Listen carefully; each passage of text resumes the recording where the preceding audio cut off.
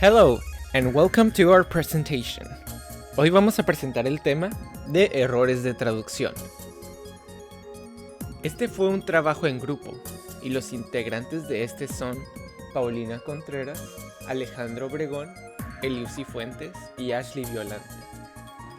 Identificación del problema.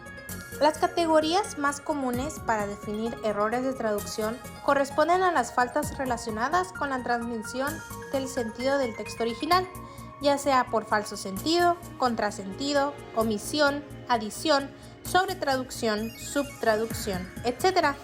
Y por otro lado, a los errores relacionados con la lengua materna, puntuación, ortografía, gramática, etc.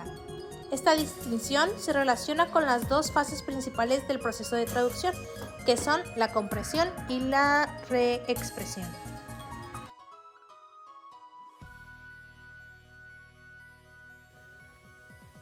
Ahora vamos con la tipificación de los errores de traducción. Los errores de traducción se pueden clasificar de distintas categorías según su origen y naturaleza. Primero tenemos los errores de comprensión, que ocurren cuando el traductor no entiende bien el texto original, y los errores de formulación, que se dan al expresar incorrectamente el mensaje del idioma de destino. También se clasifican según sus aspectos lingüísticos.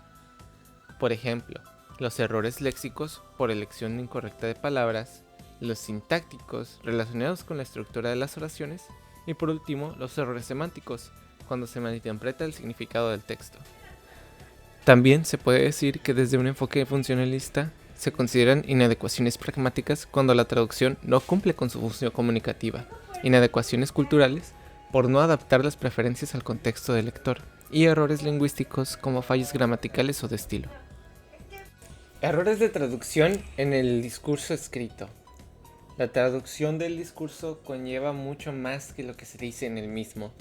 El contexto, el tono, público, etc. llevan un rol que puede cambiar por completo su significado. Por ejemplo, en China, la publicidad de Pepsi tuvo un cómico e espeluznante error en su frase, eslogan, "Come alive with the Pepsi generation", ya que fue traducida como "Pepsi trae a tus antepasados de vuelta de la tumba".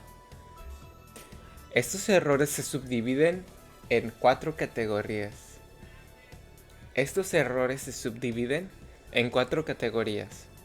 Los errores lingüísticos, que son aquellos que son gramaticales, ortográficos o de puntuación. Los semánticos, que tienden a cambiar el sentido, a omitir cosas, adicionar cosas que no son necesarias o a implicar ambigüedades. Luego están los errores pragmáticos, que son los fallos en el uso adecuado del registro, tono o nivel de formalidad. Y por último, los errores culturales, que son las traducciones literales de expresiones idiomáticas o referencias culturales sin adaptación.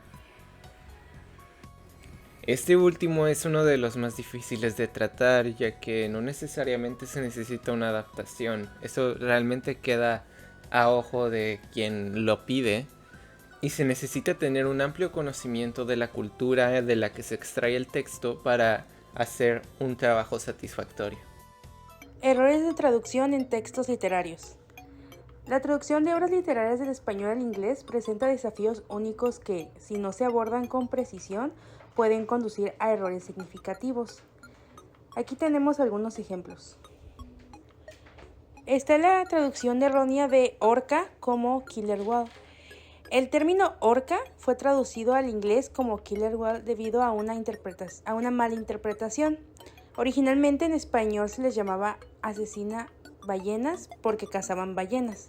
Sin embargo, al traducirlo al inglés se interpretó como ballenas asesinas, lo que cambió la percepción de estos animales. Se podría creer que un error así de pequeño no podría afectarlos, pero pues de igual manera sí lo hizo, porque por muchos años estos animales se consideraban realmente como asesinas y realmente no lo eran. Solamente por un error de traducción fue que empezaron a crearles mala fama, que se les quedó por muchos años. Tenemos la traducción literal de expresiones idiomáticas. Las expresiones idiomáticas pueden perder su significado o resultar confusas si se traduce literalmente. Por ejemplo, la expresión española como estar en las nubes se traduce literalmente al inglés como to be in the clouds, pero su equivalencia en inglés sería to have one's head in the clouds. Una traducción literaria no transmitiría el verdadero sentido de la expresión. Es por eso que al momento de hacer una traducción tenemos que conocer el contexto y de preferencia alguna equivalencia en el idioma tanto en inglés como en español. Tenemos los falsos amigos léxicos. Cuando hablamos de falsos amigos léxicos nos referimos a palabras que se parecen en dos idiomas pero tienen significados diferentes.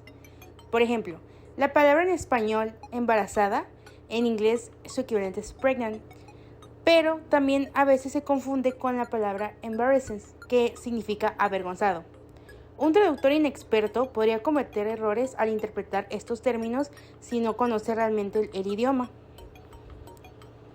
Tenemos también la omisión de matices culturales, que suele ser un error común. Al traducir literatura es esencial captar las matices culturales. Por ejemplo, en el libro 100 años de soledad de Gabriel García Márquez, el término gitanilla se refiere a una joven gitana. Traducirlo simplemente como Little Gypsy podría omitir connotaciones culturales específicas asociadas al término en español. También tenemos la interpretación incorrecta de tiempos verbales. En español, utilizar tiempos verbales que no tienen una correspondencia directa en inglés puede ser un gran error. Por ejemplo, el pretérito imperfecto de subjuntivo en español puede expresar deseos o situaciones hipotéticas. Una traducción incorrecta de este tiempo verbal puede alterar el significado del texto original. Por ejemplo, si pusiéramos una frase como, si tuvieras la respuesta, podrías ayudarme. Una traducción literal sería, if you have the answer, you could help me. Pero sería una traducción incorrecta. Una traducción correcta sería, if you had the answer, you could help me. Como estos, hay muchos otros errores que se pueden cometer al momento de hacer traducción de textos literarios. Asegurar la individualidad del traductor y defender su punto de vista es, por supuesto, esencial al intentar explicar que la versión final es influyente. También reconocemos que existen errores pragmáticos, los cuales se evidencian en el análisis del traductor. Por otro lado, un traductor no solo posee un conocimiento basado en una profunda investigación, sino que también aporta consigo el carácter de ambas lenguas diferentes. Aún así, es altamente propenso a cometer errores culturales. Acertado, Albers stated in 1996, cualquier elemento del texto meta que no corresponda a estas exigencias será considerado como error de traducción. By the previous statement, we don't mean that the translator necessarily needs to be under the weight of liability, or that his shortcomings must be equal to a lack of professionalism or preparation, but to a linguistic deficiency. It will always be its choice to select the way to handle the translation order.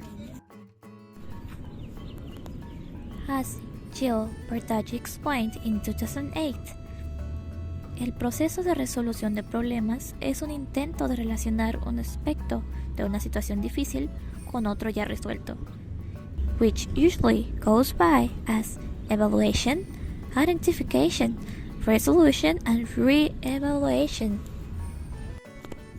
A translative issue distincts itself from an assignment, since in this last case, we own and have at our reach the needed mechanism that takes us automatically to the so needed solution. On the other hand, a new or different situation from a learned one requires this kind of structural comprehension. In assignment resolution, previously acquired abilities are exercised, where comes in handy the qualitative value of a translation. And in other scenarios, what's enough is a little common sense. However, a compensated lack or a result extension is better than linguistic excellence. After all, the purpose of translation is the transmission of ideas. When the context is clear, flaws between languages are forgiven, and coherence between both factors always comes last.